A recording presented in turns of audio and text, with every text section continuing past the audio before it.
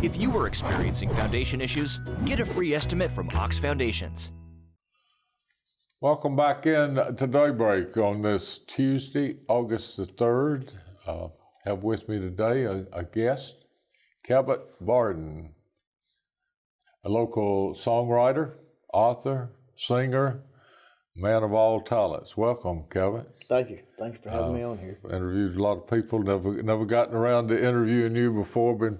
Been planning on it every time I'd be on the show, but something would happen, and a talented individual, and I'm just glad to have you on the show. And I know you, like all the other people that when they come on the first time, just tell us about yourself, about your family, what you want us to know about you, and all of that. Well, I grew up here in Silica, over on the west side of Silica. My dad worked at the paper mill out in Kimberly-Clark. Mom worked at the hospital in the emergency room for 40, 50 years, I guess. And me and my brothers grew up out in Fairmont when we were teenagers, and that's when I first picked the drums up and started playing drums and being a musician at 14. And I started a little old garage band when I was 14, and everybody else wanted to be the drummer. So I said, well, I can't play the drums, they play the drums. So I went and picked up my dad's accordion and started playing the accordion. And me and three other guys put a band together, and we started playing, and that's how I got started in the music business. Your mother was, when did your mother retire? I spent a good bit back in the 70s and 80s. She retired from the hospital in 91. She had a bad car wreck, and she had to retire because of her health. She was up there in the emergency room, third shift for 40 years. Yeah. We're going to let you perform a little bit later and everything, but you are an accomplished author. You have quite a few books.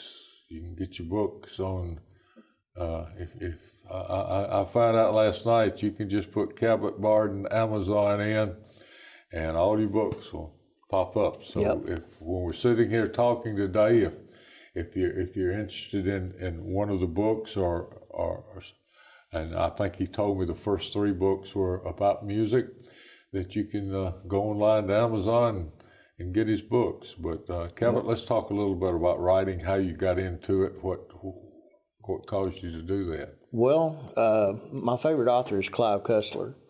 He's written over 65 number 1 bestsellers.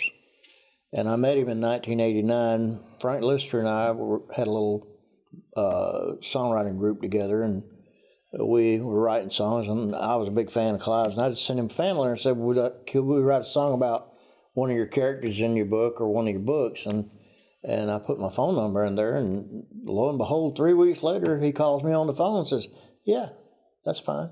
I said, is this Clive Cussler? He said, yeah, this is Clive. And I said, okay. He said, I'll be in Mobile in September. He said, if you got something ready, bring it on down and I'll listen to it. I said, okay. So we wrote a song called Heroes of Yesteryear and took it down there to him, and he really liked it. And when I was down there talking to him, I said, if I ever wrote a book, and at that time I didn't even think about writing a book really, seriously, but I asked him, I said, if I ever wrote a book, what would I write about? He said, well, write what you know, and if you don't know it, find out. And I took him serious on that. So in 2009, I was unemployed and had nothing to do, so I sat down and wrote memories of all the crazy stuff that we did in bands back years ago in the 70s, and ended up being a book. And so I went and got it published, and from there on, that's 16 novels ago that's published. So, and I wrote 2 sequels to that about musicians, so, and then went into other fields of writing. Okay. I guess your last series was Cherokee Kid. Yeah. Is that have you finished that series up, or? Yeah, that was the last, the third in the series, because the main character, John Welch, dies in 1928. It's an actual person, John Welch. He was a Cherokee brave. He was one of the very few Indians who ever became a U.S. Marshal. And in 1907, he became Sachem Chief of the Cherokee Nation, and North Carolina for about 4 years. And then in 1912, the U.S. Marshals came back and asked him to come back again. And so he went on one more case, and that's where he got injured, and he retired permanently from U.S. Marshals. What you writing now? You getting into sci-fi? Yeah, I'm writing the third in my sci-fi series called the Ganymede series, which is about space travel. And it's in the near future. It's not too far off. It's like the year 2068. Are you signed up to get on the spaceship? No, no, I'm too old for that. John Wayne's grandson is your relationship with him. I think it's his grandson. Yeah, John T. His autobiography is coming out this fall about his relationship with his grandfather. He didn't even know who his grandfather was until 2009. His family kept it from him. The Morrison family, which is John Wayne's real name, Marion Morrison, they did not want to advertise that John had affairs with other people, while he was married, and that's what happened.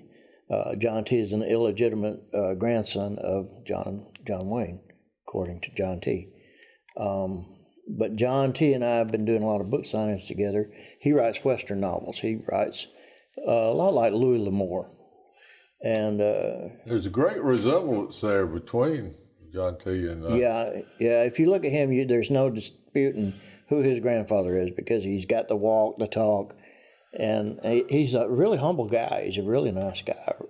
He's a great guy. In fact, the next book signing he and I will be doing together will be at the Nakalula Falls Indian Powwow in October, I believe, or November. Okay, you mentioned powwow. Tell me what a powwow is and what goes on. I'm not familiar with it. Okay, I'm Cherokee. I belong to the Cherokee Nation up in, our tribe is up in Gunnersville. We have Judy Dixon is our chief. A powwow is a celebration. We have celebrations of our Indian heritage all over the country. A powwow is just a celebration where we dance and we have music, Indian music, of course, which doesn't sound like what we listen to on the radio. It's mostly drums and chanting, but it's really interesting. Once you get into it, you get hooked. Does anything sound like what we listen to on the radio now? No. I'm being facetious, but really. Yeah, what we hear on the radio is nothing like real life. I say invitations, and this is completely what I plan on, away from what I plan on to talk to you about, but I say invitations to powwows. Can anybody come to a powwow? Do you have to be Native American? Or you don't have to be Native American. Anybody can come and just watch. And enjoy. If you're Native American, we even have intertribal dance where even if you're not a Native American, if you want to get out there and dance with us, you're more than welcome. I don't do any dancing myself because I'm usually sitting there at my booth selling my books. But we have some great dancers. We even have dancers that come from Central America, the Inca dancers, and they are really fantastic.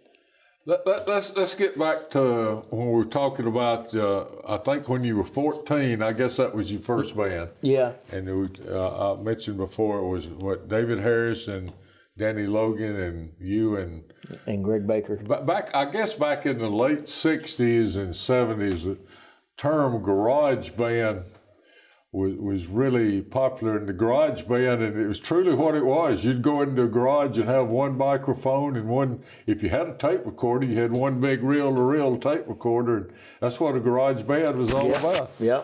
If you've ever seen the movie That Thing You Do, at the very first of the movie, you see them in a garage going over a song.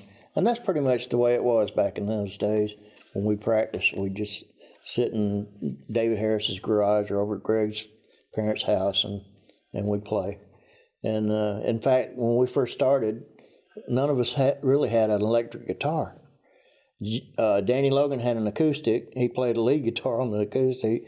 David Harris had an acoustic he was playing bass on. I was playing the accordion now, and Greg had the drums. Our first gig was riding around the back of Greg's daddy's pickup truck right through Fairmont playing about 4 songs, which is all we knew. We didn't have anybody singing. We were just playing the music. 14 to 15-year-old, and that's. When did you get into? I don't want to use the word maybe more organized groups, but tell us about how your music progressed. If you want to pick some songs out as you go through, and you got Yesteryear. Can you? Heroes of Yesteryear. I don't know if I could do that live. It'd be a little hard to do. But that one went to number 20 on the charts, pop charts, in 1990. Frank Lister and Cecil Smith and I sat down and fleshed that one out. That was the one we took it down there to Clive Cussler and played for him, and he endorsed it. That one did really well. We went down to Y102 in Montgomery, and Larry Stevens loved it. He'd already been playing our music on radio anyway. When we started out, the first song he put on the radio for us was Alabama's Her Name, which was for the Alabama reunion in 1989 that we wrote, and that kind of opened the door for us there. And so that's how we got into getting our songs on the radio at that time, which was easy back then compared to now. You can't get into the radio stations now. Yeah. They don't allow it. They just got computers sitting in there, and about 90% of them hadn't they? Yeah, they're all linked to the national thing, and the national hub puts the music out all over the country, and so now you don't get the live feel. One thing I guessed when I picked it up and we were talking, and I'm a member of Birmingham Record Collectors, been members since 1990, and we talked about garage bands. Yeah. I actually have friends that collect nothing, got a huge collection of Birmingham and Alabama garage bands. And we have meetings, and he's brought some of them and played it, and some of them absolutely terrible, and some of them are really, really good. The one thing that I have picked up in record collecting that I will always cherish is that I found the record Alabama, and it's not Owens and that bunch. Yeah, you know what I'm talking about. Yeah. And I think Robert can put the picture of the record up on the screen. It's on Comp Records. It's the band Alabama, but it's Cabot Owens, Cabot Barden, and friends. Now tell us about that. Well, Frank Lister and I had signed on as songwriters for a small recording studio in Montgomery called Montgomery Sounds. And Ray Quarles was the owner of the studio. Ray and Wilbur Terrell and Marcus Daniels were all backup band members for, think of his name, the guy who did Patches. I can't call his name right off the bat. But this guy had... Clarence Carter, yeah. Clarence Carter, these guys were his backup band, and they had moved to Montgomery and started their own little studio down there, and so we signed on. And so we were in there one day recording a song we wrote. Frank and I wrote two songs called, one, If I Didn't Love You, and the other song was called Hellraiser, which Frank wrote, and which oddly is about our band that we had back in 1971, and that didn't do too well when we took it around to the radio stations. I'm getting ahead of myself, but anyway, Ray said, let's put this out. He said, I'll pay for putting the record out there to the radio stations. He said, you guys just be the legwork. Y'all go out and take it to the DJs. We said, okay. So we said, well, what are we going to call the band? He said, well, let's just call it Alabama. And we said, okay, fine. So it was me and Frank and Charlie Gamble and Tommy Patterson and a few other guys from here in Silica were the band at that time. And so we went around the radio stations and we took it around, and they all said the same thing, exactly the same thing. Every one of them said the same thing. Yeah, that love song is really nice. We'll play that. We won't play the opposite side because of the name. We can't say hell on the radio. So we said, okay. But they said, your name of your band's never going to make it. Alabama, no. You guys need a better name. Yeah, that's just not going to sell. And 4 years later, here comes Alabama out of Fort Payne. So you had the name Alabama, and the good DJs around Alabama told you that name would never work. Yep. Well, but you got something going on. I want to get you to play something. You got something?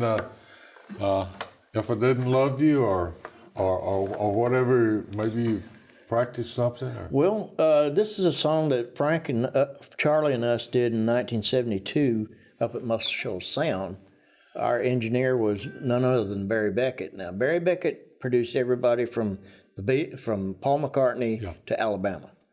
Anyway, he was our A&R guy that day, and we took 6 songs up there and played them, and he listened to all 6, and he got to the 7th song that we just put down.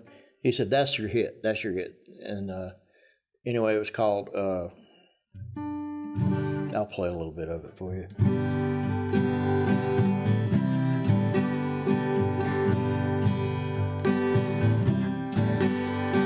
Hope to write a beautiful song, to sing a melody of you, to show the world where my heart belongs.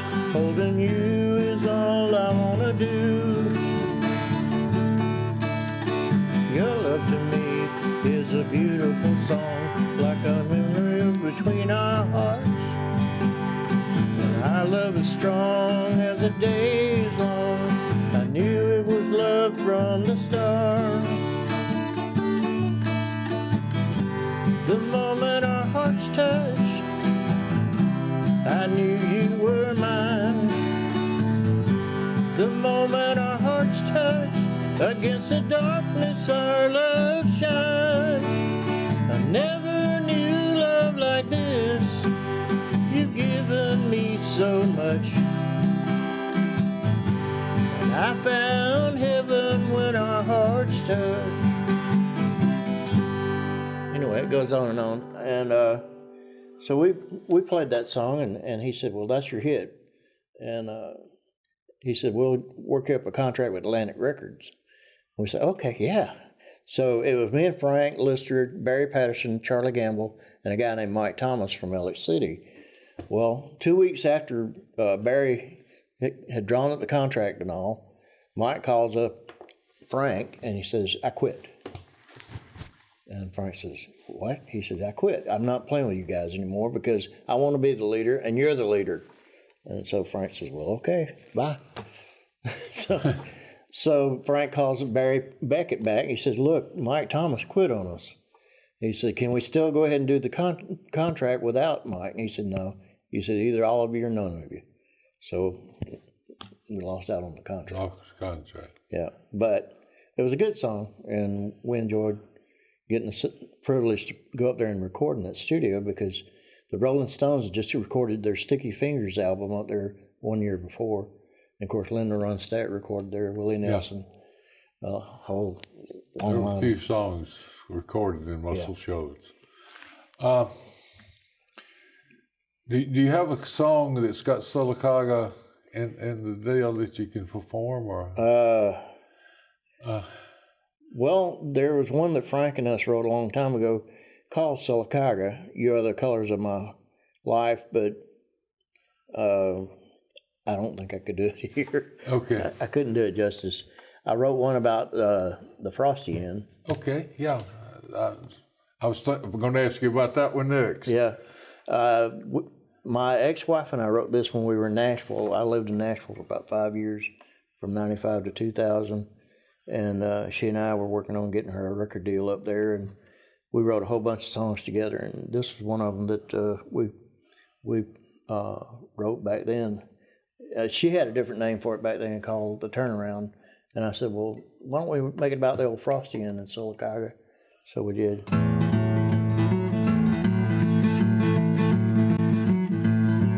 There's a new kind of place where it's spreading around. Some say it's not for us in this little old town. To all the kids love it, it's where the fun begins. A little bitty place called the Frosty Inn. Yeah, we're all going down to the Frosty Inn. We're all going down to the laughter and surprise and love to begin. It's the new tune, it's the talk of the town. It's the new place called the Frosty Inn. Yeah, we're all going down to the Frosty Inn. It goes like that. Well, I got a lot of questions, but I'm going to try to keep playing. I'm really, enjoying this. Have you planned to play any other song or anything else? I mean, I just want you to perform. Just play what you want to, Cabot. I mean, I'm enjoying it. I've enjoyed your music, and I'm a fan of Lathan, and I just enjoy you songwriters, and I just think you're. I hope you don't mind me saying this. You're unique individuals, and I love your singings. Well, I appreciate that. I'm sure Lathan and we all do appreciate everybody here in Silica that supports us.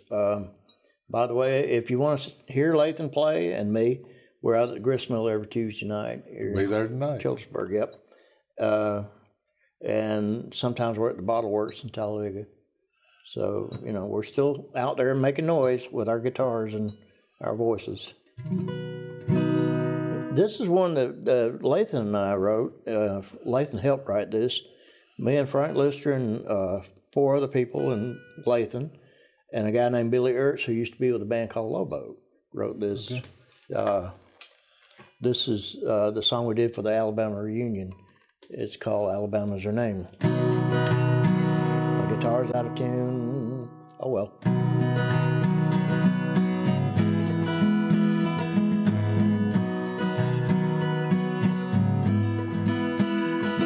Just east of Mississippi and south of Tennessee, God placed a piece of heaven, and then he said to me, if you like rainbow colors, she has all of that and more. From the greenery of her forest to her ice blue raging rivers, to the ice strands of her shores. Alabama, beneath her southern skies lies a sweet state of surprises. Alabama, she's changing every day, but the good life still remains. Heaven's waiting in the heart of Dixie. Alabama is her name.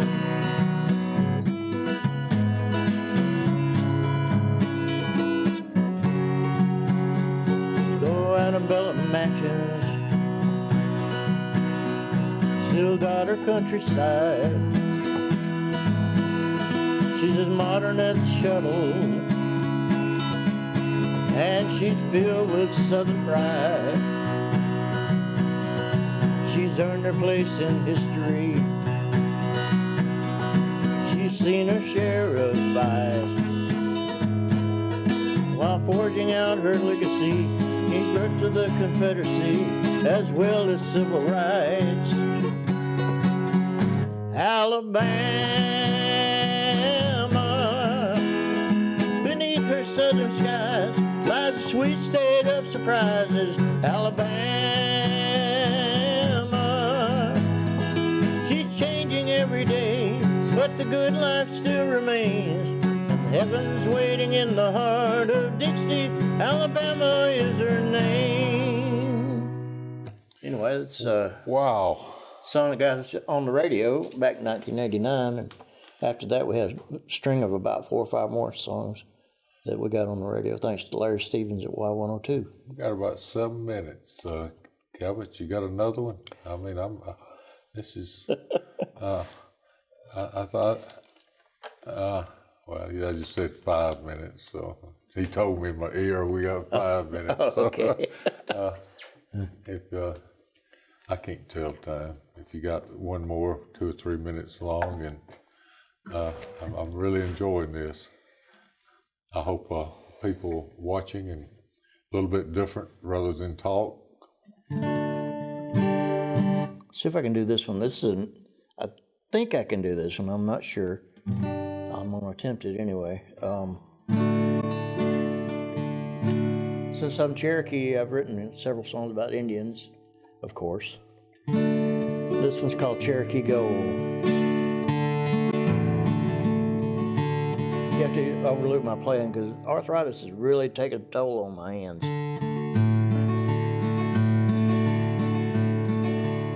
So I remember the tune.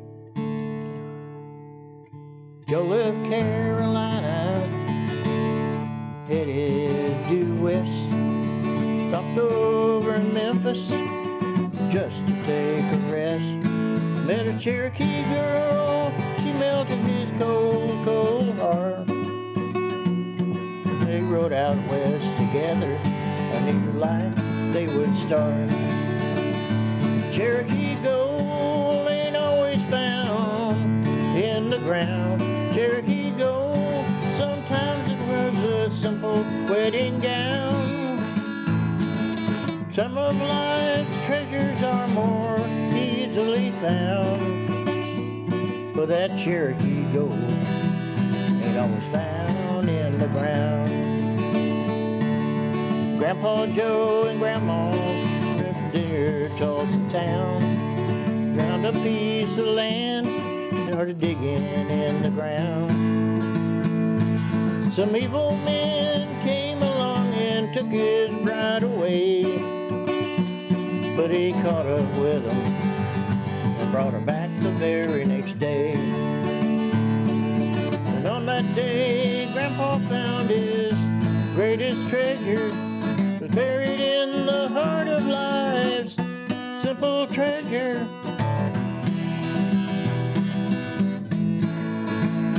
Cherokee gold ain't always found in the ground. Cherokee gold, sometimes it wears a simple wedding gown. Some of life's treasures are more easily found, but that Cherokee gold ain't always found in the ground. Cherokee Gold. Yep. And my grandmother was full-blooded Cherokee. She's born on a reservation in North Carolina.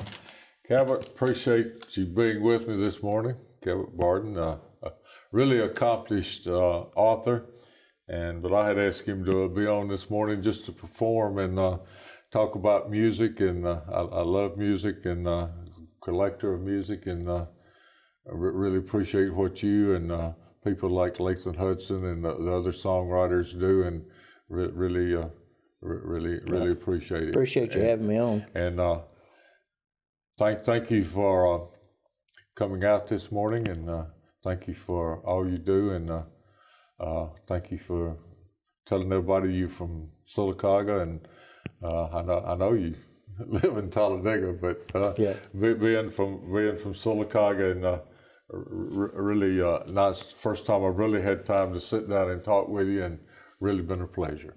Thank you very much, and I hope if I'm on again, we can have you back and perform some more, because I really enjoy this more than sitting here talking to somebody for 30 minutes. Thank you very much. Thank you.